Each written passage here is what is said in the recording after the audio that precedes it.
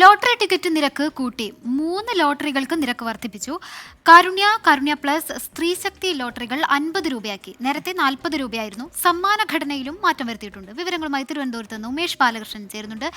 ഉമേഷ്, സർക്കാരിന്റെ പ്രധാനപ്പെട്ട ഒരു വരുമാന മാർഗങ്ങളിൽ ഒന്നാണ് ലോട്ടറി. ഏതൊക്കെ ലോട്ടറികൾക്ക് എങ്ങനെയൊക്കെയാണ് പുതിയ വില? ഒപ്പം സമ്മാനത്തുകയിലും മാറ്റം വരുത്തിയിട്ടുണ്ടല്ലോ. ആ മാറ്റം എങ്ങനെയാണ് ഉമേഷ്? നിലവിൽ ആഴ്ചതോറും നറുക്കെടുക്കുന്ന ലോട്ടറികൾ, അതിൽ 3 ലോട്ടറികൾക്ക് ഇപ്പോൾ വില വർദ്ധിപ്പിച്ചിരിക്കുന്നത്.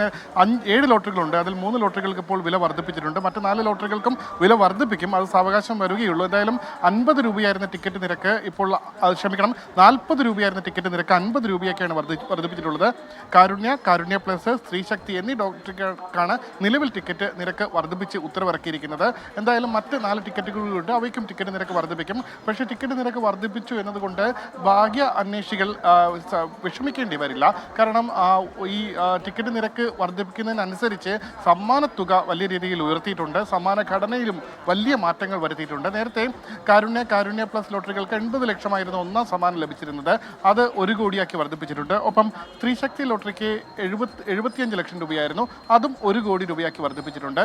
ഇതുകൂടാതെ 9 ഘട്ടങ്ങളിലായി ഈ സമ്മാനത്തുക നൽകുന്നുണ്ട്. അതിൽ തന്നെ രണ്ടാം സമ്മാനം നേരത്തെ ഈ 3 ലോട്ടറികൾക്കും 10 ലക്ഷം രൂപയായിരുന്നു, അത് 50 ലക്ഷം രൂപയാക്കി ഈ രണ്ടാം സമ്മാനം വർദ്ധിപ്പിച്ചിട്ടുണ്ട്.